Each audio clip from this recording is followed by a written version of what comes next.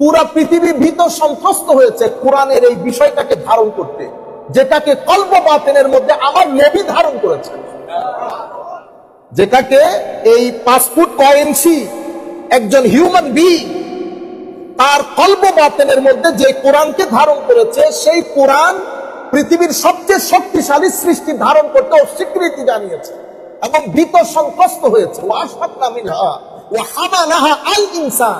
এটাকে ইনসান হামল করেছে এবং ওই ইনসান যে ধারণ করেছে এটার ফিউজাতে রব্বানি আমাদের এই ছেলেদের পর্যন্ত এসে পৌঁছেছে। ওইটার ফিউজাতে রব্বানি আমাদের ছেলেদের পর্যন্ত এসে পৌঁছেছে, তাও আমেরিকার মতো জায়গা।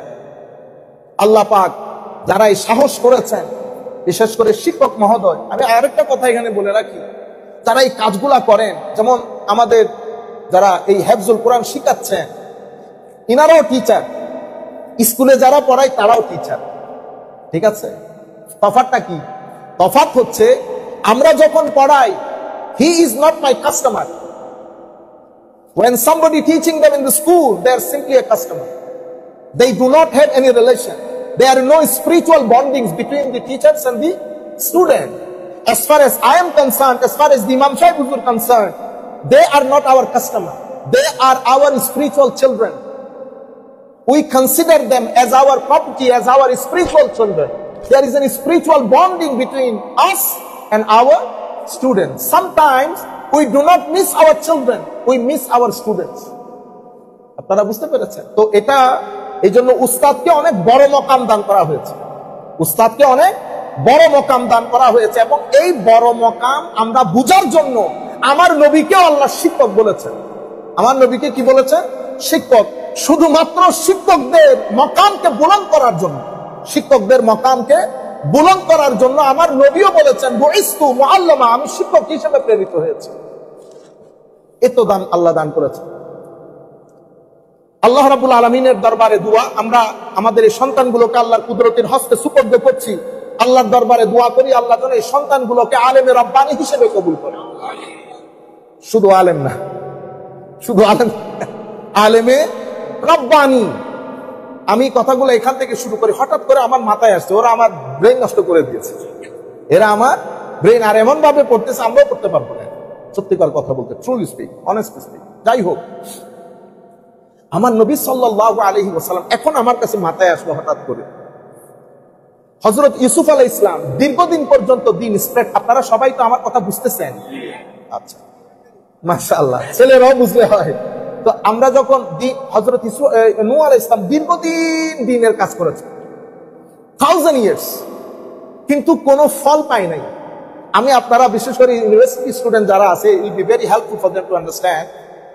সোশ্যোলজিক্যাল সায়েন্সের মধ্যে আমরা যে কোনো জিনিসকে যখন প্রতিষ্ঠা করতে যাই, এটার 3টা স্টেজ নির্ধারণ করি আমরা। একটা হয় এক্সিস্টেন্সিয়াল স্টেজ, একটা কনভেনশনাল স্টেজ, একটা অপারেশনাল স্টেজ। যেমন মসজিদ আপনারা করবেন করবেন করবেন, কত মিটিং করছেন, ঠিক না? এরপরে মসজিদ উদ্বোধন হয়ে গেছে, এটাকে বলে এক্সিস্টেন্সিয়াল পিরিয়ড অফ দি মসজিদ। এরপরে আলহামদুলিল্লাহ মসজিদের মধ্যে মুসল্লি আসা যাওয়া, ইমাম, খতিব, লাইট সবকিছু হয়ে গেছে। মসজিদ মাস 2-3 মাস ধারাবাহিকভাবে দ্বীনের খেদমত করা শুরু করেছে। মসজিদ came to the conventional stage. এরপরে 3rd স্টেজ হচ্ছে পুরা সোসাইটি, ইমান, আকীদা, ফ্যামিলি প্রবলেমস, এভরিথিং যখন মসজিদ কন্ট্রোল করে, তখন বলে মসজিদ অপারেশনাল স্ট্যাটাস পেয়ে গেছে। আপনারা বুঝতে পেরেছেন জিনিসটা? হযরতে নূহ আলাইহিস সালাতু ওয়াস সালাম সহ অসংখ্য আম্বিয়া ইকরাম, কেউ 100 বছর, কেউ 200 বছর, কেউ 1000 বছর তাবলীগ করেছেন। এক্সিস্টেন্সিয়াল পিরিয়ডকে ক্রস করতে পারেন। এক্সিস্টেন্সিয়াল পিরিয়ড ক্রস করতে হযরতে নূহ আলাইহিস সালাম, তো আমি যখন এই কোরআন শরীফের এই আয়াত দুইটা পড়ি আমার হাসি পায়, কি পরিমাণ রাগ ক্ষোভ করেছে। আল্লাহ, এই কাফেরদেরকে আপনি ছেড়ে দিবেন না, এরা যদি বিয়ে শাদী করে এদের সন্তানরাও কাফের হবে, এদের ঘরবাড়ি যেন জমিনের মধ্যে না থাকে।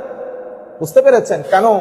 কারণ এরা মানবাধিকার লঙ্ঘন করেছে, এরা যে সভ্যতা সেটার বিনির্মাণকে ধ্বংস করেছে, সুতরাং তাদেরকে আপনি ধ্বংস করে দেন। এক্সিস্টেন্সিয়াল পিরিয়ডে থেকে গেছে, মুভ করতে পারে না। কিন্তু আমি আমার নবীর ক্ষেত্রে চিন্তা করি, মাত্র 23টা বছর। কয় বছর? 23 বছর।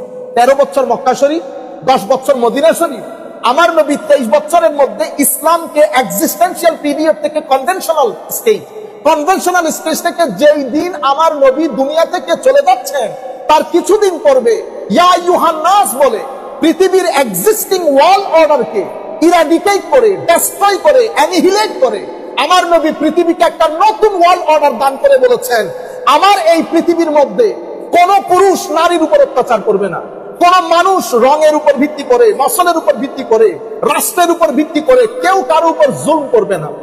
ইকুয়ালিটির উপর, জাস্টিসের উপর, হিউম্যান রাইটস এর উপর, সোশ্যাল জাস্টিস, ফিনান্সিয়াল জাস্টিস, এবং বলেছে কি জানেন, তো এখানে ইন্টারেস্ট বেসড ইকোনমি আমি আমার পায়ের তলে দিয়ে পিষ্ট করে দিলাম। দেখছেন, ইসলামকে অপারেশনাল স্টেজে শুধু নিয়ে যান নাই, বরং পৃথিবীকে নতুন একটা ওয়ার্ল্ড অর্ডার দান করেছেন। ইতোপূর্বের যে ওয়ার্ল্ড অর্ডার ছিল সেটাকে আমার নবী নিস্তানাবুদ করে সেটার মূলে তো আমার নবী আঘাত করেছেন যেই দিন প্রথম ইয়াসরিবের মধ্যে কদম রাখেন। 13 বছর মক্কা শরীফের মধ্যে, এই 13 বছর মক্কা শরীফ আমার নবীর তবলিগের দিন, জুলমের ইন্তেহা, জুলম পর্যন্ত আমার নবীর দরবারে এসে হয়তো অসহায়ত্ব দেখিয়েছে যে আমিও পারতেছি না, কিন্তু আমার নবী সবর, ধৈর্যের বাত আমার নবী ভাঙে নাই। নিজে এবং সাহাবায়ে কেরামকে ধৈর্য কিভাবে ধরে সেটা শিখিয়েছেন, চরিত্র শিখিয়েছেন। তখন থেকে আমি যেটা আপনাদেরকে বলতে চাচ্ছিলাম, আমার নবী 4টা চাকার উপর, আমার নবীর পুরো এই যে মুভমেন্ট, এটাকে 4টা চাকার উপর আমার নবী স্থাপিত করেছেন। নাম্বার 1 তাজকির, নাম্বার 2 তাসকির, নাম্বার 3 তাসলিম, নাম্বার 4 সুহবতে সালেহা। তাইলে এটা আমরা কোত্থেকে পেলাম?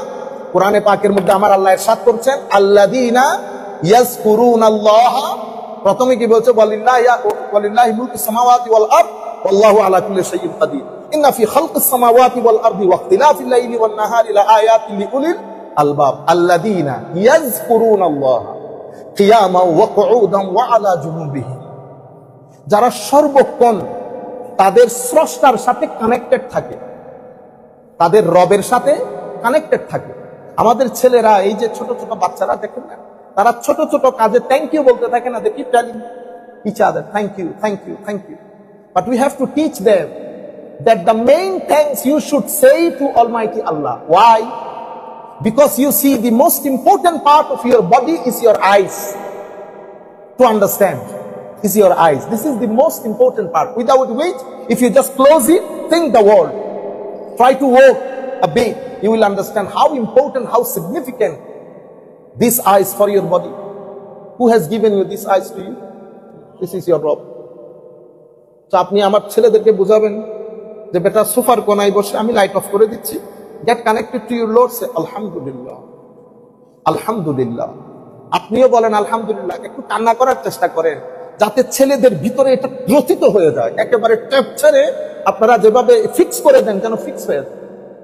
আলহামদুলিল্লাহ বলা, এর পরবর্তীতে the best form of the remembering Allah almighty and the best form of যিকর ইজ আস-সালাত, নামাজ। কিন্তু আমরা নামাজটার ফিলোসফি বুঝতে হবে। আমি আসলাম, এসে দ্রুত গতিতে চলে গেলাম, এরকম না। পাকিস্তানের গ্রাম পর্যায়ের একজন আল্লাহর খাস ওলি ছিলেন, বাবা বুল্লে শাহ, বাবা বুল্লে শাহ। আপনি দেখেন, মানুষ গ্রামীণ, কিন্তু আল্লাহ যাকে ইলম ও হিকমত দান করেন, হযরত লুকমান আলাইহিস সালামের নামে কোরআনে একটা সূরা আছে না, সূরা লুকমান, ঠিক না? হযরত লুকমান আলাইহিস সালাম ম্যাক্সিমাম মুফাসসিরিনে কেরাম বলেছেন আফ্রিকান ছিলেন, তবে আইয়ুব আলাইহিস সালামের মামা অমুকের ভাগনা, অনেক রিওয়ায়াত আছে, আমি সেগুলোতে না যাই। কিন্তু ভেরি অর্ডিনারি, উনি কোনো হাইলি এডুকেটেড ওইরকম কিছু না, একদম অর্ডিনারি ছিল, এবং সমাজের এক ভদ্রলোকের শেফার্ড ছিলেন, ওনার ছাগলগুলো চড়াতেন।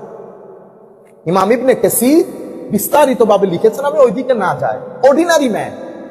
কিন্তু আল্লাহ বলছেন, আমি আমার লুকমানকে হিকমত দান করেছি, আমার লুকমানকে হিকমত দান করেছি। হিকমত কি? সেটা আলোক দুনিয়া, সেটা আলোক একটা দুনিয়া। তো অনুরূপ ভাবে এই ধরনের যারা রাস্তাঘাটে, বুল্লে শাহ, উনি রাস্তার কোনায় বসে আছে, এক ভদ্রলোক মসজিদে ঢুকছে, ঢুকে ফটাফট প্রথমে পুকুরে নামছে, ফটাফট অজু বানিয়ে মসজিদে ঢুকছে, উনি না ঘুরতে নামাজ পড়ে বের হয়ে গেছে। তো ডাকছে, বেটা क्या करने आए? कहते नमाज पढ़ने आए। अच्छा, नमाज पढ़ने आए? তখন উনি একটু মজজুব টাইপের, তো উনি একটা কথা বলছেন ডাডিয়াল ভাষা বলে, উত্তু দুয়ে লাত্তা গোড়ে তেরে আন্দর রহি পলিতি দুনিয়াদারা রবতে নালবি 420 তু কিতি। কি বলেছে? উত্তু দুয়ে লাত্তা গোড়ে তেরি আন্দর রহি পলিতি। তো পুকুরে নামলা, ধপাধপ তুমি ওযু করে ফেললা, কিন্তু ভিতরের ময়লা তো ভিতরে রেখে দিছো, ভিতরের ময়লা ভিতরে থেকে গেছে।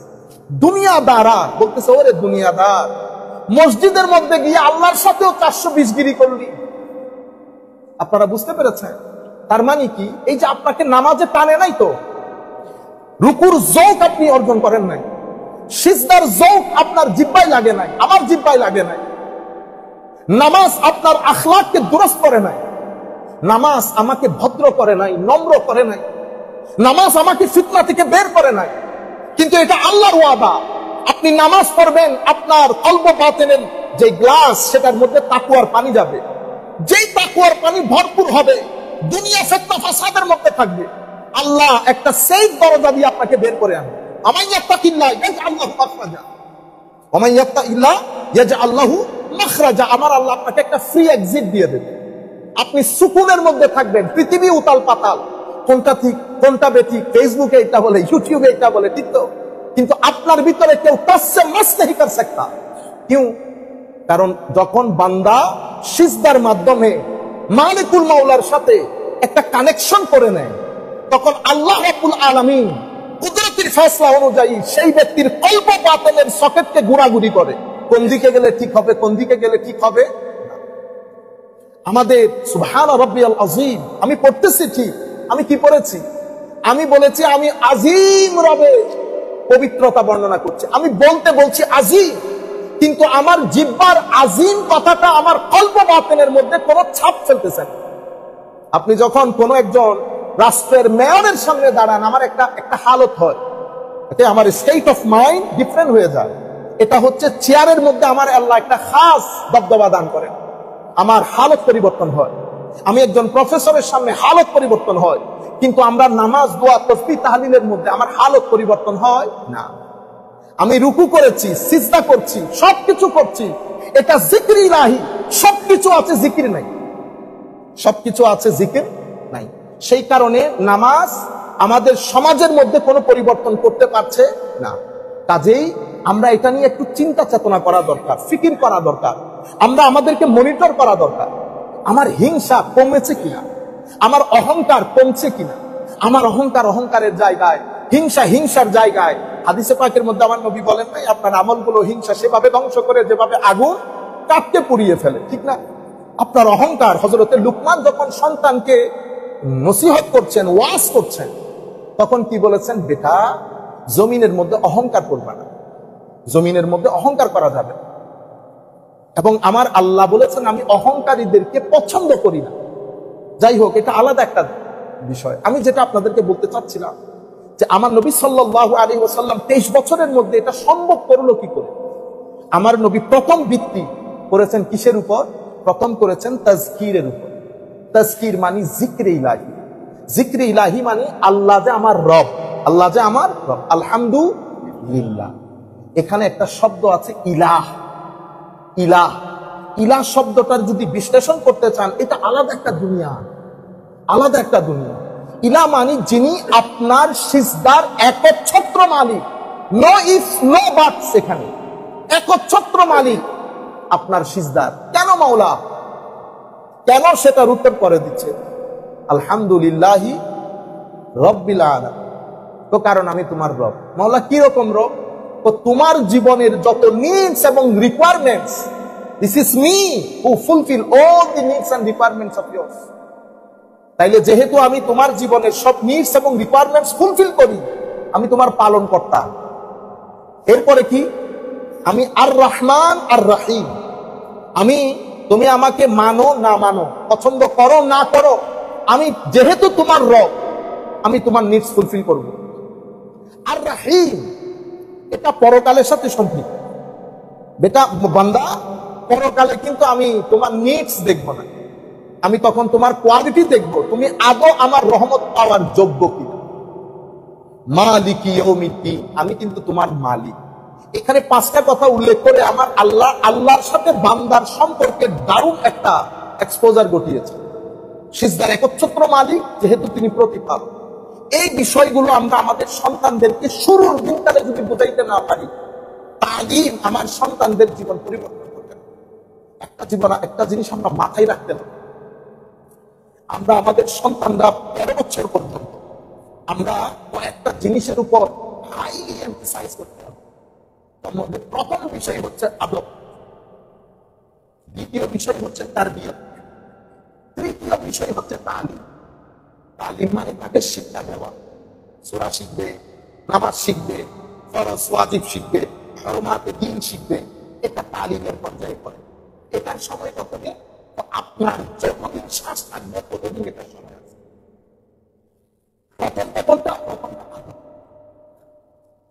আদব শিক্ষার সময় কতদিন? মাত্র 12 থেকে 13 বছর। এই 12 থেকে 13 বছরের মধ্যে আমি যদি তাকে ডিটেইলস ডেভেলপ করতে না পারি, আমি যদি তাকে বুঝাইতে না পারি সে কি, তার রেসপন্সিবিলিটি কি, তার জীবনের এইম কি, অবজেক্টিভ কি, মিশন কি, ভিশন কি, চ্যালেঞ্জেস কি, এটা আমি 13 বছরের মধ্যে আস্তে আস্তে ধাপে ধাপে তাকে বুঝাই ফেলতে হবে। এখন আমরা প্রথম বিষয় বলি না ম্যানার্স, এটিকেটস। ম্যানার্স মানে তার বিহেভিয়ার, কার সাথে কি বিহেভ করবে। এটা আমরা মসজিদে, কারণ যেইভাবে আপনার সন্তানদের মধ্যে জিনিসগুলো ডেভেলপ করবে সেটা জেনেটিক্যালি হয়, এনভায়রনমেন্টের কারণে হয়, এডুকেশনের কারণে হয়। এখন এডুকেশন, আপনি আমার সন্তানকে আমি যেখানে পাঠাইতেছি তারা এগুলা কোনোদিন বলবে না। They will never teach your children that you have to be respectful. They will never tell your children you have to be kindness, you have to be truthful, you have to be grateful, you have to be patient, forgiveness, responsibility. তাইলে আপনি 7টা জিনিসের উপর যদি জোর দেন, respect, kindness, truthfulness, gratefulness, patience, forgiveness. আরবিতে যদি বলি রেসপেক্ট, তাজিম, এর পরবর্তীতে কাইন্ডনেস, রাহমা, ট্রুথফুলনেস, সিদক, গ্রেটফুলনেস, শুকর, পেশেন্স, সবর, ফরগিভনেস, আফু দারগুজার, এবং রেসপন্সিবিলিটি, তার মাসউলিয়া। এই 7টা জিনিস আমি তাকে ধাপে ধাপে ধাপে তাকে বুঝাইতে হবে। রেসপেক্ট বলতে আমি তাকে শুরুর দিনকে বুঝাইতে হবে যে এটা মা বাবা, তাদের এই respect. You can't stretch your leg towards your parents. এটা 3-4 বছরে যদি আপনি তাকে শিখাইতে পারেন, সে তখন এটা করবে না। এর পরবর্তীতে এটা তোমার নেইবার্স, এটা বড়, এটা ছোট, সে বুঝে ফেলতে হবে যে আমি যাদের সাথে থাকি তাদের মধ্যে কিছু আছে, আমি হাইলি রেসপেক্টফুল হতে হবে, সালাম দিতে হবে। আপনি যখন ঘরে ঢুকবেন, ঘর থেকে বেরোবেন, আসসালামু আলাইকুম ওয়া রাহমাতুল্লাহ। আপনি যখন নিজে সন্তানদেরকে এগুলো করতে হবে, না করলে তারা শিখতে পারবে না, পরে আমাকে পস্তাতে হবে।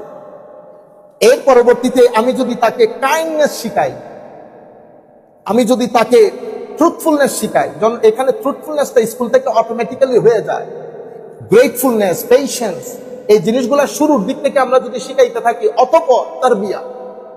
তারবিয়া মানে বেটা আমরা শুধু এই পৃথিবীর জন্য না, আমাদেরকে একদিন চলে যেতে হবে। আমাদের একজন আল্লাহ আছে, আমাদের একজন রসুল আছে, আমাদের একটা কোরআন আছে, আমাদেরকে কবরে যেতে হবে, কবরে একটা জিন্দেগি আছে, আমাদের একটা বড় দিবসের মুখোমুখি হতে হবে। সেখানে এটাকে কিয়ামা বলে। সেখানে আমাদের সমস্ত ডিডস গুলার অ্যাকাউন্টেবিলিটি আমাকে হইতে হবে। I have to be accountable and I have to answer all the questions raised by Allah Almighty with regard to the deeds that I have committed in this world. আপনি যখন সন্তানদেরকে এই আন্দাজে তরবিয়তটা দিবেন, এটাকে বলে তারবিয়া। একটা হচ্ছে আপনার আদব, আর একটা হচ্ছে তারবিয়া। এটার সময় কতদিন? এটার সময় হচ্ছে 11 থেকে 12 বছর। যখন সে 13 বছরে যাবে, তখন আপনি তাকে না আদব শিখাইতে পারবেন, না তারবিয়া শিখাইতে পারবেন। তখন সে রিয়াক্ট করবে, তখন সে আপনার সামনে চুপ করে থাকবে, বাইরে এসে মুখে কি কি বলবে, সে মানে প্রটেস্ট, আপনাকে প্রটেস্ট করতেছে। এই জায়গার মধ্যে আমরা অনেক অনেক কেয়ারফুল হতে হবে। আমার নবী সাল্লাল্লাহু আলাইহি ওয়াসাল্লাম সাহাবায়ে কেরামকে শুরুর দিকটাতে আমার নবীর প্রফেটিক রেসপন্সিবিলিটি 4টা ছিল: তিলাওয়াতে কোরআন, তাসকিয়া, তালিমে কিতাব, তালিমে হিকমা। তাইলে how many prophetic responsibilities? They are 4: recitation of holy Quran, এরপরে purification of your heart, education of the kitab and education of the hikmah, wisdom. এই চারটা প্রফেটিক রেসপন্সিবিলিটিস আমার নবী 13 বছরে মক্কা শরীফের মধ্যে সাহাবায়ে কেরামকে যখন গড়ে তুলেছেন, ওনারা সংখ্যায় 400-500 মাঝখানে। তো মক্কার কুরাইশরা মনে করছে এই 400-500 দিয়ে আর কি হবে, আমরা হাজারে হাজারে লোক, নিমিষে কি করে দেব, ফু দেব, শুধু ফু। ইউরিদুনা লিইউতফিউ নূরাল্লাহি বিআফওয়াহিহি ওয়াল্লাহু মুতিম্মু নূরিহি। তো তারা মনে করেছে ফু দিলে নিভে যাবে, কিন্তু এটা ফু দিলে, তো তারা আবু বকর সিদ্দিক রাদিয়াল্লাহু তাআলা আনহুকে একজন মনে করেছেন। কিন্তু আবু বকর সিদ্দিক, যখন আপনি কোনো আপনার সন্তানকে আদব দিবেন, তরবিয়ত দিবেন, তালিম দিবেন, তো আপনার এক সন্তান কখনো এক হয় না, সে একা 1000 মানুষের কাজ করবে। সে সংখ্যায় একজন, কিন্তু ওয়েটের মধ্যে সে একজন না। সে এই জন্য আমার নবী হাদিসে পাকের মধ্যে ফুকাহায়ে দ্বীন যাদেরকে আমার আল্লাহ ডিপ আন্ডারস্ট্যান্ডিং অফ দ্বীন দান করেছেন, তাদেরকে বলেছে তারা একজন না, তারা এক উম্মাহ, তারা এক উম্মাহ। হযরত আবু বকর সিদ্দিক ওরা ভুল করেছে, মনে করেছে একজন, আসলে তো একজন না, এক একজন এক একটা উম্মাহ, এক একজন এক একটা উম্মাহ। সেই কারণে বদরের যুদ্ধে তারা তাদের হুঁশ জ্ঞান ফিরে পেয়েছে। কি ঘটনা ঘটলো, সবচেয়ে দারুণ জিনিস যেটা আমি আপনাদেরকে বুঝাইতে চাচ্ছি, প্রফেটিক কমিউনিটি যেহেতু কথা উঠেছে, আমার নবী যখন ইয়াসরিবে পা রেখেছে, ইয়াসরিবে পা, এতদিন পর্যন্ত আমার নবী দ্বীনটাকে শুধু পিউরিফিকেশন, ইন্ডিভিজুয়াল ডেভেলপমেন্টের মধ্যে সীমাবদ্ধ রেখেছে। ইবাদাত, রিয়াজাত, তাহাজ্জুদ, সবর, শুকর, রহমা, এই যে 7টা বলেছি, এগুলোর মধ্যে সীমাবদ্ধ রেখেছে। মদিনা শরীফ যাওয়ার সাথে সাথে দ্বীন একটা নতুন রং দ্বীনের মধ্যে উঠেছে। সেটা কি? আমার নবী মিসাকে মদিনা, দ্য ফার্স্ট রিটেন কনস্টিটিউশন, মিসাকে মদিনা যখন রচনা করেছেন, আমার নবী এই দ্বীনটাকে রাষ্ট্রীয় পর্যায়ে নিয়ে গেছে। এবং মিসাকে মদিনা, আমার নবীর সিস্টেম যখন ইয়াসরিবের মধ্যে অ্যাপ্লাইড হলো, এবং আমার নবী যখন প্রধানের চরিত্রে বসলেন, ইয়াসরিব সাথে সাথে কি হয়ে গেছে? মদিনা। কি হয়ে গেছে? মদিনা। মদিনাটা দ্বীন থেকে, মদিনা বলেন, তামাদ্দুন বলেন, সবকিছুর মূল শব্দ আমরা তো আলেমরা বুঝবো না, ওনারা বুঝবেন আরবিক গ্রামার, আমরা অতগুলাতে এত এক্সপার্ট না। এই যে মূল শব্দ বলে আরবির মধ্যে, বুঝতে পেরেছেন? তো আপনি সবকিছুর মূল শব্দ একটা। দ্বীন যখন আমার নবীর যে অ্যাপ্লিকেশন, সে অ্যাপ্লিকেশন অনুযায়ী মদিনা শরীফে এস্টাবলিশ হয়েছে, ইয়াসরিব সাথে সাথে দ্বীনের কারণে মদিনা হয়ে গেছে। তো মদিনাকে বলা হয় সিটি স্টেট। কি বলে? সিটি। মেট্রোপলিস, গ্রিক ভাষায় বলে মেট্রোপলিস, আপনারা মেট্রোপলিটন বলেন না, মেট্রোপলিটন। তাহলে সিটি স্টেট, এটা গ্রিক ওরা ইউজ করতো। সিটি, সিটি কাকে বলে? সিটি। তো সিটির মধ্যে এটা সভ্য জাতি, এখানে একজন আইনজ্ঞ থাকেন যিনি আইন দান করেন, এখানে সবার সমান অধিকার থাকে, এখানে একটা সিস্টেম থাকে, এই সিস্টেমটা অ্যাক্টিভ থাকে, ওই রাষ্ট্রটাকে, ওই ভূখণ্ডটাকে সিটি স্টেট বলে। তো তখন আমার নবীর দ্বীন প্রতিষ্ঠা হয়ে এটা মদিনা হয়ে গেল। তো যখন মদিনা হয়েছে, তো মদিনার মধ্যে প্রত্যেক ব্যক্তি গাছ থেকে কেউ একটা পাতা পড়ার সময়ও চিন্তা করতো কোনো জবাবদিহিতার শিকার হতে হয়। আপনারা বুঝতে পেরেছেন? এবং মুসলমানদের জিম্মাদারি ছিল, তোমার ঘরে যদি খাওয়া থাকে, তোমার প্রতিবেশীর ঘরে যদি খাওয়া না থাকে, you are responsible for them. They cannot stay hungry if you have food at your house. তোমার ঘরে খাদ্য থাকলে তোমার প্রতিবেশী ক্ষুধার্ত থাকতে পারবে না। আমার প্রতিবেশী যদি মুসলিম হয়, আমার নবী বলছেন ওয়াল্লাহি লা ইউমিন, ওয়াল্লাহি লা ইউমিন, ওয়াল্লাহি লা ইউমিন, আল্লাহর কসম সেই ব্যক্তি মুমিন না। কিলা মান ইয়া রাসূলুল্লাহ সাল্লাল্লাহু তাআলা আলাইহি ওয়াসাল্লাম, আও কামা ক্বালা নবী সাল্লাল্লাহু আলাইহি ওয়াসাল্লাম। সাহাবায়ে কেরাম জিজ্ঞেস করলেন, ইয়া রাসূলুল্লাহ, আপনি কার কথা বলছেন? তো যেই ব্যক্তির অত্যাচার থেকে তার প্রতিবেশী নিরাপদ না, আমি সেই ব্যক্তির ব্যাপারে বলছি, সেই মুমিন না। তাইলে নেইবারহুডের রাইটস আমার নবী ফুললি এস্টাবলিশ করলেন। এরপরে পুরো জমিনের মধ্যে, যে হিত্তায়ে জমিনের মধ্যে যার যা মন চাই করতো, সেই হিত্তায়ে জমিনের মধ্যে আমন আমান, নিরাপত্তার চাদরে আবৃত হয়ে গেছে। এই জায়গাটাকে পুরা পৃথিবী ভয় করে। এখানে একটা প্রপাগান্ডা হয়েছে এটাকে নিয়ে, এবং এই জিনিসটাকে ভিত্তি করে আমার নবী যে রাষ্ট্র কায়েম করেছে, আমার নবী দুনিয়া থেকে চলে যাচ্ছেন 10 বছর পরে, ছোট বড় 87টার মতো যুদ্ধ করেছেন। আমার নবী যখন এসেছেন 15,000 স্কয়ার ফিটের মদিনা, আমার নবী যখন চলে যাচ্ছেন 32 লাখ স্কয়ার ফিটের মদিনা। মাঝখানে মানুষ মারা গেছে মাত্র 400 থেকে 450-এর মধ্যে, উভয় পক্ষে, এক পক্ষের না, উভয় পক্ষে। আপনারা বুঝতে পেরেছেন কিভাবে আমার নবী, এই জন্য এটাকে বলে গ্রিন রেভলিউশন। পৃথিবীর সভ্যতার ইতিহাস আপনারা, আমি ছেলেদেরকে বলবো এটা আপনারা পড়েন as much as you can। আমাদের এখানে ফিতনা কেন তৈরি হয়? বেটা, আপনার জ্ঞানের যদি কমতি থাকে, সুহবতে সালেহা যদি না থাকে, বড় বড় আলেম রাব্বানির সুহবত না থাকলে, যতই জ্ঞানী হন, ভিতরের মধ্যে কি পাথর হয়ে থাকে। সুম্মা কাসাত কুলুবুকুম ফাহিয়া কাল হিজারাতি আও আসাদ কাসওয়া। এবং আমার নবী সূরা হাদীদের মধ্যে বোধহয় আমার নবী আল্লাহ রাব্বুল আলামিন ইরশাদ করছেন, আলাম ইয়ানি লিল্লাযিনা আমানু আন তাখশা কুলুবুহুম লিযিকরিল্লাহি ওয়া মা নাযালা মিনাল হক। বান্দা, সেই দিন কবে আসবে আমার ভয়ে তোমার অন্তর প্রকম্পিত হবে? একটা দিন হবে আমরা আল্লাহর ভয়ে কেঁদেছি। এটা আমার আল্লাহর কোরআনের এই আয়াতের দাবি হচ্ছে আমার অন্তর যেন আল্লাহর ভয়ে প্রকম্পিত হয়। আমার ভাই, আমার অন্তর আল্লাহর ভয়ে কখনো প্রকম্পিত হয় না, আমার চোখ কখনো ভিজে আসে না। এরপরে আমার আল্লাহ বলছেন, ওয়ালা তাকুনু কাল্লাযিনা উতুল কিতাবা মিন ক্বাবল ফাতালা আলাইহিমুল আমাদ ফাকাসাত কুলুবুহুম। বান্দা, ইহুদীদের মতো হয়ে যাইস না। দীর্ঘ সময় অতিবাহিত হওয়ার কারণে তাদের অন্তরটা পাথরের মতো হয়ে গেছে, তোরা তাদের মতো হয়ে যাইস। আমার আল্লাহ বলছেন, ইলামু আন্নাল্লাহা ইউহিল আরদা বা'দা মাউতিহা ক্বাদ বায়্যানাল আয়াত। আমার আল্লাহ বলছেন, আমার আল্লাহ মরা জমিনকে জিন্দা করতে পারে। আমরা বলছি আল্লাহ হক, মরা জমিন জিন্দা হয়। কোন মরা জমিন? কলব বাতেন যদি মরেও যায়, কলব বাতেন যদি মরেও যায়, আমার আল্লাহ সেটার মধ্যে জিন্দেগি দান করে, সেটার মধ্যে জিন্দেগি দান করে। আমার নবী সাল্লাল্লাহু আলাইহি ওয়াসাল্লাম চলে যাচ্ছেন 32 লাখ স্কয়ার ফিটের মদিনা, কিন্তু আমার নবী এটাকে গ্রিন রেভলিউশন বলে। আমি যেটা বলতে চাচ্ছি, রেভলিউশনের হিস্ট্রি যদি পড়েন, ইতোপূর্বে পৃথিবীতে অসংখ্য রেভলিউশন ছিল।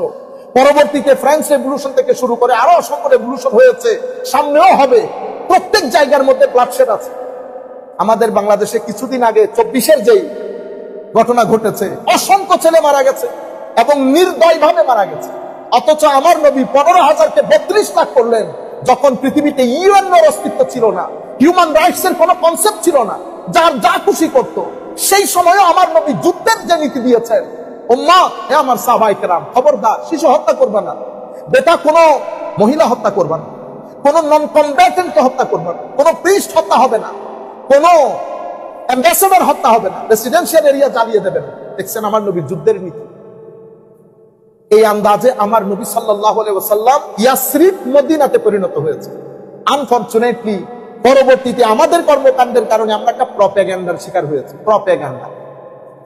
প্রপাগান্ডা মানে অসত্য অথবা হাফ সত্য। ওইটাকে 10-12 জন মিলে প্রত্যেকদিন সমাজের মধ্যে ঢুল পিটাইতেছে, এটা হয়েছে, এটা হয়েছে, এটা হয়েছে। হইতে হইতে এক জেনারেশন গেছে, পরবর্তী জেনারেশন বলতেছে, হ্যাঁ ঘটছে। কি ঘটছে? তো ইসলামী শাসন মানে হচ্ছে হাত কেটে দিবে। খবরদার, এটার নামও নিও, এটা হাত কেটে দিবে, মার মার কাট কাট। আপনারা বুঝতে পেরেছেন? তালোয়ার বের করে এমনি। ইন্না লিল্লাহি ওয়া ইন্না ইলাইহি। তাইলে আমি প্রপাগান্ডার পার্ট হয়ে গেলাম না? আপনি এই আন্দাজে মেরে কুটে যদি আমার নবী এই দিন মদিনাকে মদিনা বানাতেন, 1200 বছর পর্যন্ত এটা সম্ভব ছিল? কোনোদিন সম্ভব হইতো না। 1-2 দুনিয়া না তো, half of the world, more than that. 1200 বছর পর্যন্ত মুসলমানদের কর্তব্য। এটা কি শুধু তালোয়ারের জুড়ে? ইম্পসিবল। জোর করে আপনি পৃথিবীর কোন মানুষকে কখনো রুল করতে পারবেন না। আপনি দেখছেন না, গত কিছুদিন আগে 12 বছর 13 বছর আপনাকে আবার চলে যেতে হয়েছে। ফেরাউন পেরেছে? পারে নাই। পৃথিবীর কোন ইয়াজিদ পারে নাই। আপনি জোর করে আপনি পারেন না, পারবেন না। কিন্তু আমরা প্রপাগান্ডার শিকার হয়ে গেছি। যখনই আমরা ইন্টারন্যাশনাল কোন কনফারেন্সে যাই, আমাদেরকে যখন ইসলামিক স্টেটের নিয়ে কথা বলি, যেমন ইসলামিক স্টেট, এটাকে ব্যান করে দেওয়া হয়েছে। আপনি শব্দটা বললেই মনে হচ্ছে আপনি এমন একটা শব্দ বলে ফেলেছেন, you have to be arrested. আপনি শব্দটাকে পর্যন্ত ব্ল্যাক করে দিয়েছেন। এতে কি ঘটনা ঘটেছে? এতে আমাদের রং প্রেজেন্টেশন এন্ড রং আন্ডারস্ট্যান্ডিং, এরপরে ইন্টারন্যাশনাল দুনিয়ার প্রপাগান্ডা, এই দুইটা একসাথে হয়ে এটাকে সোনাই সোহাগা করেছে। এখন আপনি যখন বলেন না আমাদের খেলাফা, এই জন্য আমরা অনলাইনে এখন একটা কোর্স করাচ্ছি 2 মাসে, ইসলামিক স্টেট এন্ড খিলাফা, পারসেপশন এন্ড রিয়ালিটি। এটার উপর আমরা কোর্স করাচ্ছি। আমাদের বদ্ধমূল ধারণাই হচ্ছে এখানে শুধু হাত কেটে দেওয়া। ইন্না লিল্লাহি ওয়া ইন্না ইলাইহি রাজিউন। আপনি হুজুর বলবে আপনাদেরকে শরীয়তের মকসদ যদি আপনারা বুঝেন, মাকাসেদে শরিয়া যেটাকে বলে, আপনি অবাক হয়ে যাবেন। কই মাকাসেদে শরিয়া, কই হাত কেটে দেওয়া। যাই হোক, আমার নবী ভিত্তি যেটার উপর স্থাপন করেছেন, প্রথমে তাজকির, আল্লাযীনা ইয়াযকুরুনাল্লাহা কিয়ামান ওয়া কুউদান ওয়া আলা জুনুবি। আমাদের বিয়ে শাদী, আমাদের লেখাপড়া, আমাদের প্রত্যেক কিছুর সাথে সম্পর্ক একমাত্র রবের। নাম্বার 1, আমি এটাতে এতটুকুনের মধ্যে রাখি। এরপরে কি? তো এরপরে হচ্ছে তাফকির। তাফকির মানে গভীর চিন্তা করা। কি নিয়ে? ইউনিভার্স নিয়ে, আলম নিয়ে। আলম মানে পৃথিবী, ইউনিভার্স। আলমকে আলম কেন বলে? আলম মানে চিহ্ন, নিদর্শন। তো মাওলা এটার নাম নিদর্শন রেখেছেন কেন? তো এটার ধূলি, কণা, অণু, পরমাণু, সমুদ্র, পাহাড় সবকিছু আমার আল্লাহর অস্তিত্বের স্পষ্ট প্রমাণ বহন করে। সেই কারণে এটাকে কি বলে? আলম। তবে আমি আমাদের ইউথদেরকে স্পেশালি বলবো, বেটা আলম নজরে আসবে। Alam can be seen, but the creator of the alam cannot be seen. Why? Because in science you will find two things: cause and effect. Cause and effect. You will only see effect, you cannot see cause. For example, আমি apple খাইতেছি, জিজ্ঞেস করলাম apple কেন খাচ্ছেন? আপনি বলতেছেন হুজুর আপেলের মধ্যে ভিটামিন এ, ভিটামিন এ, অনেক কিছু বলছেন। আমি আপনাকে জিজ্ঞেস করছি বেটা ভিটামিন কেমনে জানেন? আপনি ভিটামিন দেখছেন? ভিটামিন নজরে আসবে না। কোনটা নজরে আসতেছে? আপনি আপেল খাওয়ার পরে যে শক্তি ফিল করতেছেন, এটা আপনি বুঝেছেন যে ইয়েস কাজ করেছে। তো কাজ করেছে, আপনি উঠে দাঁড়াই গেছেন। তো আমার দাদা এতদিন হাঁটতে পারে না, 2-4টা আপেল খাওয়ার পরে দাঁড়াই গেছে। তো আপেলের মধ্যে যে ভিটামিন আছে এটা কিভাবে বুঝছেন? দাঁড়াই যাওয়ার কারণে। কিন্তু ভিটামিন দেখতে পাইছেন না। আবার এই আপেল যখন গাছ থেকে পড়েছে, আইনস্টাইন এক ভদ্রলোক, নিউটন এক ভদ্রলোক আছে না, one of the renowned scientist, উনি বলছেন যে the apple falling from the tree. আমি দেখতেছি আপেল পড়তেছে, এটা ইফেক্ট। কজ কি? তো কজ হচ্ছে law of gravitation. The law of gravitation can be seen. Anybody can see how it looks like? No. Newton has seen it? No. Any of the scientists? No. তো বেটা আপনি ল of gravitation দেখেন নাই, আপনি আল্লাহ দেখার জন্য বসে আছেন। তাইলে আমরা এখন কি পাইলাম? আমরা পাচ্ছি কজ, যেটা এটা নজরে আসে না। কজ নজরে, এফেক্ট নজরে আসে। আপেল আমি পড়তে দেখেছি, এটা ইফেক্ট। এটার পেছনে যে ল কাজ করতেছে সেটা নজরে আসে না। আপনি যখন আমার আল্লাহ ইউনিভার্সকে গবেষণার জন্য এত জোর দিলেন কেন? পৃথিবীর মধ্যে একমাত্র দিন ইসলাম যেটা ইবাদত এবং বিজ্ঞানকে এক স্টেজে বসিয়ে দিয়েছে। পৃথিবীর এই সায়েন্স ডেভেলপমেন্টের পরে হিন্দুইজম বলেন, বুদ্ধিজম, আমরা কোন ধর্মকে ছোট করার জন্য বলতেছি না। প্রত্যেকে যার যার ধর্ম তার কাছে কি সম্মানের জিনিস। আমরা বলতেছি হিন্দুইজম বলেন, বুদ্ধিজম বলেন, খ্রিস্টানিটি বলেন, সবাই মহব্বতের কথা বলেন, প্রেম, ভালোবাসা, লাভ। কেন? কারণ সায়েন্সের সাথে একসাথে চলা কোন ধর্মের পক্ষে সম্ভব হচ্ছে না। কিন্তু আজীব বিষয় হচ্ছে কি জানেন? সমস্ত ধর্মের উপর এহসান করেছে ইসলাম। ইসলাম বলেছে জানলা বন্ধ করতে হবে না বেটা, আমি বেঁচে আছি এখন। তো তুমি বেঁচে থাকলে কি হয়? তো সায়েন্স যদি আসমানে গিয়েও চড়ে, সায়েন্স আমাকে চ্যালেঞ্জ করতে পারবে। কিভাবে? আপনি দেখেন আমার আল্লাহ স্পষ্ট ঘোষণা না বেটা, আমার আল্লাহ বলছেন বান্দা ওয়ায়াতাফাক্কারুন, তুমি যদি তাফাক্কুর করো তো তুমি বলতে বাধ্য হবে রব্বানা মা খালাকতা হাযা বাতিলা। এখানে কোন জিনিসের মধ্যে অসামঞ্জস্যতা নাই। সমস্যা হয়ে গেছে আমাদের থেকে, ওই তাফকির চলে গেছে। মসজিদের মধ্যে আমরা গ্রুপিং, অমুক, আরো কত কিছু। শুধু ইংল্যান্ড না, England, America, Europe, Scandinavian country, America, প্রত্যেক জায়গার মধ্যে ঘৃণা। আমি যেখানে এই মসজিদ হচ্ছে হার্ভার্ডের চেয়েও গুরুত্বপূর্ণ জায়গা। হার্ভার্ড ম্যানেজার তৈরি করে আর মসজিদ মানুষ তৈরি করে। আপনি গুড সিটিজেন বলতে যেটা বোঝায়, সিভিল সোসাইটি বলতে যেটা বোঝায়, হার্ভার্ড বলেন, অক্সফোর্ড বলেন, ক্যামব্রিজ বলেন, এরা সিভিল এক সময় ছিল ইউনিভার্সিটির প্রথম সংজ্ঞা। এট দি ভেরি বিগিনিং ইউনিভার্সিটির সংজ্ঞাই ছিল সিভিল সোসাইটি তৈরি করা। কিন্তু এখন ইউনিভার্সিটি ডিফারেন্ট হয়ে গেছে, টাকা পয়সা ইনকাম করে শুধু ম্যানেজার বানাইতেছে। কিন্তু মসজিদ, original civil society, good citizen মসজিদ বানায়। আমি এখন আপনাদেরকে একটা এক্সাম্পল দিলে আপনারা বুঝতে পারবেন কেন আল্লাহ তাদেরকে নেতৃত্ব দিল, আমাদেরকে দিল না। আমরা ইমোশন দিয়ে আপনি নেতৃত্বে বসতে পারবেন না। Until you know how to drive, Allah সুবহানাহু ওয়া তাআলা will never put you in driving seat. কুল কায়নাত আল্লাহ চালাইতে হবে, তো আমারে দিয়ে আল্লাহ কায়নাতকে সমুদ্রে নিক্ষেপ করাবে? না, এটা সুন্নতে ইলাহি না। সুন্নতে ইলাহি হচ্ছে ইন্নাল্লাহা লা ইউগাইয়িরু মা বিকাওমিন হাত্তা ইউগাইয়িরু মা বিআনফুসিহিম। এটা সুন্নতে ইলাহি, নিজামে ইলাহি। আমার আল্লাহ ততক্ষণ আপনার পরিবর্তন হবে না যতক্ষণ আপনি নিজেকে নিজে পরিবর্তন করবেন। আমি সংক্ষিপ্ত আকারে খুব গুরুত্বপূর্ণ একটা মেসেজ বলি। 1898 বা 94 দিকে মিশরের উকসুর আসওয়ান একটা জায়গা আছে, আপনারা যারা সফর করেছেন জানার কথা। ওখানে ফ্রেঞ্চ একজন সায়েন্টিস্ট মিস্টার লো, সে একটা বডি পেয়েছে। ওখানে বডি নিয়ে না রিসার্চ হচ্ছিল, তো একটা ডিসকভার করে মাটির নিচে একটা বডি পেয়েছে, মমি। তো এটা উনি বুঝতে পেরেছেন যে এটা কোনো রাজার মমি হবে। উনি অনেক পরীক্ষা নিরীক্ষা করেছেন বুঝার জন্য যে এটা কোন রাজার মমি, কি অনেক পরীক্ষা নিরীক্ষার পরে উনি পারেন নাই। এরপরে উনি এটার উপর একটা, আপনারা আমার মনে চার ইয়াটা বন্ধ করে দেন, ডিস্টার্বিং হয়ে যাবে, আমার হাতে সময় কম, ইয়াটা বন্ধ করে দেন, দরকার নেই। আল্লাহুম্মা একটু দর্শক করেন, আল্লাহুম্মা সাল্লি আলা ভিক্টর ল পরে সে একটা বই লিখেছে, রয়্যাল মমি।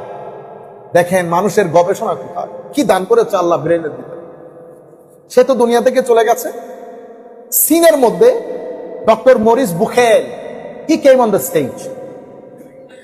উনি ইজিপশিয়ান গভর্নমেন্টকে অনুরোধ করেছেন যে আপনারা যদি বডিটা আমাদেরকে দেন, আমরা একটু lower part of the body সবকিছু নিয়ে নিবিড় গবেষণা যেটাকে বলে। যখন আমরা ফাইট করতেছি একজন আরেকজনের সাথে মসজিদে, তখন তারা আলামিন বুঝার জন্য, রব্বে যুল জালালের উজুদ বুঝার জন্য তাফসীরে দুনিয়ার মধ্যে আমি বলে না একেবারে মানে তুফান তৈরি করে দাও। শেষ পর্যন্ত তারা বুঝতে সক্ষম হয়েছে এটা কোনো না কোনো ফেরাউনের লাশ। কিন্তু কোন ফেরাউন? মুসার ফেরাউন না আগের ফেরাউন না পরের ফেরাউন? শেষ গবেষণা চলতেছে। পরে তারা বুঝতে পেরেছে যে এই লাশটা মারা গেছে সমুদ্রের তীব্র ঢেউয়ের আঘাতে। ঢেউটা এত টেরিবল ছিল, ডিভাস্টেটিং ছিল, যে ওইটার ভিতরে ইলেকট্রিক্যাল জিনিস ক্রিয়েট করে তার পুরো বডিকে শর্ট করে, মানে না মেরে ফেলা, কোন অ্যাপার্ট করে ফেলেছে, ছিন্ন বিচ্ছিন্ন যেটাকে বলে ভিতরের জগৎকে। কিন্তু বডি ওয়াজ ইনট্যাক্ট। তাইলে তারা বুঝেছে যে এই ভদ্রলোক মারা গেছে সমুদ্রে ডুবে এবং ঢেউয়ের বাড়ি খেয়ে।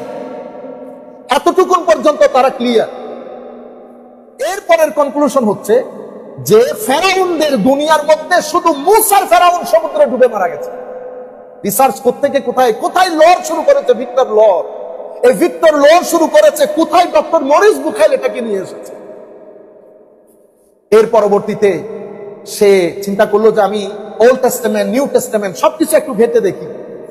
সে ইহুদিবাদ, যেহেতু সে প্র্যাকটিসিং খ্রিস্টান ছিল, সে ইনজিল পড়েছে। ইনজিলের মধ্যে কোনো মেনশন নেই বিষয়, বাট দ্য ওল্ড টেস্টামেন্ট যেটা তাওরাত আমরা যেটাকে বলি, সেটার মধ্যে এসেছে যে ফেরাউন and his army drowned in the sea, and যে মানে মূল কনক্লুশন যেটা এসেছে সেটা হচ্ছে সমুদ্রের তীব্র আঘাতে তারা ডেস্ট্রয়েড হয়ে যায়।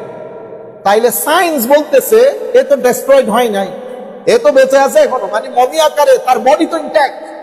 কিন্তু তাওরাত বলতেছে ডেস্ট্রয় হয়ে গেছে, drowned in the sea, confuse হয়ে গেছে। তো তার এই চিন্তা চেতনা দেখে তার এক কলিগ বলতেছে, আপনি এটা নিয়ে থাকেন, আপনি তাওরাতে কি এসেছে, আপনি এটা নিয়ে পাগল হয়ে গেলেন কেন? সে বলতেছে না, I have to understand lot many things. ইত্যা বছরে তার সে ইনভিটেশন পেয়েছে। ইন দ্য মিন টাইম সে অনেক জায়গায় পেপারটা প্রেজেন্ট করেছে। এর পরবর্তীতে দাওয়াত পেয়েছে রিয়াদে একটা ইন্টারন্যাশনাল কনফারেন্সে তাকে এই পেপারটা পড়ার জন্য দাওয়াত করেছে। সে এতটুকু পর্যন্ত এসেছে যে তাওরাত পড়েছি, but I have no solution from the তাওরাত। ইন দ্য মিন টাইম এক মুসলমান, স্বাভাবিক ওখানে তো সবাই মুসলমান, কানে কানে বলতেছে, স্যার এটা তো আমাদের কোরআন শরীফের মধ্যে স্পষ্ট ভাবে আছে। তোমাদের কোরআন শরীফে কি আছে? তো এই যে জিনিসটা আপনি খুঁজতেছেন সেটা তো আল্লাহ রাব্বুল আলামিন আমাদের কোরআনের মধ্যে ওয়াজাওয়াজনা বিবানি ইসরাঈলা পুরো ঘটনা তুলে ধরেছে। তো তোমাদের কোরআন কি বলেছে? তখন উনি গুগলের মধ্যে ওই আয়াতগুলো এনে দেখাচ্ছে। আমার আল্লাহ একটার পর একটা বলে গেছেন, ওয়াজাওয়াজনা বিবানি ইসরাঈলা থেকে শুরু করেছে, মানে বনি ইসরাঈলের পেছনে ফেরাউন এবং ফেরাউনের আর্মি তারা চেস করেছে, অতঃপর আল্লাহ তাদেরকে সমুদ্রে নিক্ষিপ্ত করেছে।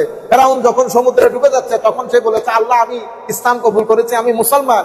আমার আল্লাহ বলছে, আল আন, এখন তোমার মনে পড়েছে আমার কথা, আমি দোয়া কবুল করতেছি না সব। অতঃপর তারা সমুদ্রে ডুবে গেছে। আমার আল্লাহ আয়াত শেষ করেছে কি দিয়ে? আল ইয়াউম নুনাজ্জিকা বিবাদানিকা লিতাকুনা লিমান খালফাকা আয়া, আজকে তোমার শরীর আমি সংরক্ষণ করলাম যাতে তোমাকে দিয়ে আমি পরবর্তী প্রজন্মের জন্য আমার আয়াত, আমার নিদর্শন সেট করতে পারি। আমি তোমাকে কি করলাম? প্রিজার্ভ করলাম। তাহলে তাওরাত বলেছে ডেস্ট্রয় হয়ে গেছে, আর কোরআন বলছে আমি প্রিজার্ভ করলাম। তাইলে আপনি দেখেন এতদিন পর্যন্ত সেই সমুদ্রের পানির ভিতরে, সমুদ্রের পানি সবাই ডুবে গেছে তার আর্মি, কিন্তু সমুদ্রের কোন মাছ তাকে খেয়ে ফেলে নেই। সমুদ্রের মাছ তাকে খেয়ে ফেলার কথা, সে ডুবে যাওয়ার কথা, কিন্তু কোরআনের আয়াত হচ্ছে আমার আল্লাহ বলছে আমি তোকে বাঁচিয়ে রাখবো। সেই কারণে আল্লাহর আদেশের কারণে কোনো মাছ তাকে খাই নাই, বরং সমুদ্রের ঢেউ তাকে সমুদ্রের তীরে সিশরের মধ্যে তুলে দিয়েছে। অতঃপর কবরস্থ হয়ে গেছে। আল্লাহ রাব্বুল আলামিনের বদৌলতে ভিক্টর লর গিয়ে তার লাশকে মাটি থেকে তুলেছে। অতঃপর মরিস বুকাইল গবেষণা করে কোরআনের আয়াতকে আবারও সত্যায়ন করেছে।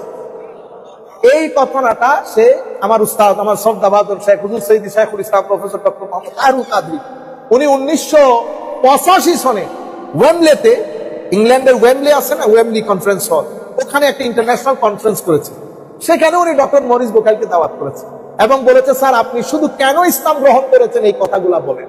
তখন উনি এই পুরা হিস্ট্রিটা ওই বক্তব্যের মধ্যে তুলে ধরেছেন। এবং এই কথাটা আমি ছেলেদেরকে বলবো, আপনারা উনার লিখিত বই, যেটা উনি এই পুরা বিষয়ের উপর লিখেছেন, ইসলাম বাইবেল এন্ড সায়েন্সের উপর ওনার একটা বই, এটা গুগলের মধ্যে আপনারা পাবেন, আপনারা এটা পড়তে পারেন। তাহলে আমি বক্তব্য শুরুই করি নাই, টাইম শেষ। তো বলতে চাচ্ছিলাম, তালিম একটা প্রথম জিনিসটা ছিল তাসকির, অতঃপর তাফকির, অতঃপর তাসলিম। তো তাসলিম কিভাবে হলো? তো আপনি যখন এভাবে করবেন, রব্বানা মা খালাকতা হাযা বাতিলা সুবহানাকা ফাকিনা আযাবান্নার। পরের আয়াতে বলছেন, রব্বানা ইন্নানা সামি'না মুনাদিয়ান ইউনাদি লিল ঈমান আন আমিনু বিরাব্বিকুম ফাআমান্না। তাসলিম। অতঃপর সুহবতে সালেহা, সৎসঙ্গ। কেন? আমার আল্লাহ ওই কোরআনের মধ্যে ওয়া তাওয়াফানা মাআল আবরার, আল্লাহ আমাদেরকে মৃত্যু দান করেন কাদের সাথে, কাদের সুহবতে, কাদের সঙ্গে? তো আপনার বান্দাদের মধ্যে যারা নেককার তাদের সঙ্গে। এই চারটা চাকার উপর পুরো হোল সিস্টেমটা আমার নবী বেস করেছেন। বেস করে আখেরি একটা হাদিস বলে আমরা আজকে আপনাদের বক্তব্য এখানে শেষ করতেছি।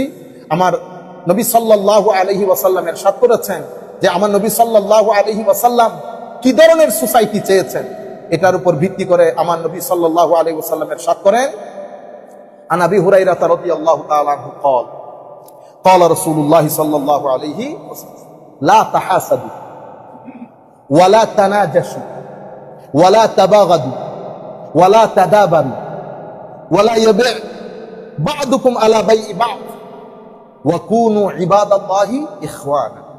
আমার নবী এই সোসাইটি চেয়েছেন যেখানে আপনি আরেকজনের সাথে হিংসা করবেন না, আরেকজনকে ধোঁকা দেবেন না, ঠকাবেন না, ডিসেপটিভ হবেন না এবং অহংকার দেখাবেন না। আরেকজন সাথে কথাবার্তা, সালাম দোয়া সব শেষ করে দিয়েছে, তো আমি তোমার মুখও দেখবো না, জানাজাও করিও না, আমিও করবো না। আমার নবী বলছেন আমার সোসাইটির মধ্যে এরকম। এর পরবর্তীতে কি বলেছে? তোমরা ইভেন তোমাদের মুআমালাতের ক্ষেত্রেও একজন আরেকজনকে ঠকাবে না। একজন প্রাইস বলেছে 5 টাকা, আপনি 10 টাকা বলে বাড়ি কিনে নিয়েছেন, সারা জীবন ওই বাড়ির মধ্যে যতদিন থাকবেন গুনাহ হবে। মার্কেট একটা প্রাইস থাকে, আপনি মার্কেট প্রাইসকে ভায়োলেট করে আপনি দাম বাড়িয়ে দিয়ে বরবাদ করে দিয়েছেন। এর পরবর্তীতে কোন ইবাদাল্লাহি ইখওয়ানা, মুআমালাত সামগ্রিক সম্পর্কের মধ্যে একজন আরেকজনের সাথে ভাইয়ের মতো হয়ে থাকবে। আল মুসলিম আখুল মুসলিম, আমরা পরস্পর ভাই ভাই। লা ইয়াজলিমুহু ওয়া লা ইয়াহকিরুহু ওয়া লা ইয়াখযুলুহু, আমরা একজন আরেকজনের উপর কোনো জুলম করব না, একজন আরেকজনকে ছোট করব না, একজন আরেকজনকে অপমান অপদস্থ করব না। আর তাকওয়া হাহুনা, আমার নবী ইশারা করে বলেছেন, ওয়া ইউশিরু ইলা সাদরিহি সালাসা মাররাত, তিনবার ইশারা করে বলেছেন, উম্মত আমার সাহাবায়ে কেরাম, তাকওয়া পাঞ্জাবি টুপির মধ্যে না, তাকওয়া কলব বাতিনের ভিতরে, এখানে তাকওয়া থাকে। এর পরবর্তীতে বিহাসবি ইমরিন মিনা শাররি আন ইয়াহকিরা আখাহুল মুসলিম, আমার নবী বলছেন, তুমি হায় গুনাহ এতটুকুন যথেষ্ট, তুমি তোমার মুসলমান ভাইকে যে ছোট করলা কথায় হাসি দিয়ে, গুনাহ হওয়ার জন্য এতটুকুন যথেষ্ট। এরপর আমার নবী বলেছেন, কুল্লুল মুসলিমে আলাল মুসলিমে হারামুন দামুহু ওয়া মালুহু ওয়া ইরদুহু, আপনার মাল, আপনার সম্মান, সম্পদ সবকিছু একজনের জন্য আরেকজনেরটাকে হারাম করে দিয়েছে। এই সোসাইটি আমার নবী চেয়েছে। আরো অনেক লম্বা কথা, চরিত্রকে আমার নবী অনেক গুরুত্ব দিয়েছেন। সময়ও শেষ, আপনাদের এখন এশার জামাত হবে। চরিত্রকে, ভদ্রতা, নম্রতাকে অসম্ভব গুরুত্ব দিয়েছেন আমার নবী সাল্লাল্লাহু আলাইহি ওয়াসাল্লাম, এবং বলেছেন, মাই ইউহরামির রিফকু ইউহরামিল খায়রা কুল্লাহ, যেই ব্যক্তির চরিত্রের মধ্যে নম্রতা নাই, সেই ব্যক্তি আমার আল্লাহর সমস্ত বালাই থেকে বঞ্চিত হয়েছে। যার চরিত্রের মধ্যে whoever deprives kindness deprive all goodness given by Almighty Allah, যার চরিত্রের মধ্যে রিফক নাই। আখেরি হাদিস বলে শেষ করব। আমার নবী সাল্লাল্লাহু আলাইহি ওয়াসাল্লামের ব্যাপারে বলছে, কানা রাসূলুল্লাহ সাল্লাল্লাহু আলাইহি ওয়াসাল্লাম দাইমাল বিশ সাহলাল খুলুক লাইনাল জানিব লাইসা বিফাজ্জিন ওয়ালা গালিজ ওয়ালা সাখাব ওয়ালা ফাহাশ। আমার নবী সাল্লাল্লাহু আলাইহি ওয়াসাল্লামের ব্যাপারে বলা হচ্ছে, always good nature, easy going, gentle minded, he was neither rude nor harsh নর লাউড অর অবসিন। আমার নবী রৌড় কথা বলতেন না, আমার নবী কঠিন মানুষ ছিলেন না, ইজি গোয়িং ছিলেন, গালাগালি করতেন না। আমার নবীর ব্যক্তিত্ব অসাধারণ ব্যক্তিত্ব, সফটনেস ছিল চরিত্রের মধ্যে। যেই আসতো পছন্দ করতো, বসে থাকতে চাইতো, সাহাবায়ে কেরাম যেতে চাইতেন। আল্লাহ রাব্বুল আলামিন আমাদের হামি ও নাসির হোক। মাওলাই করিম আমাদেরকে কবুল করুক। ওয়া আলাইকুম।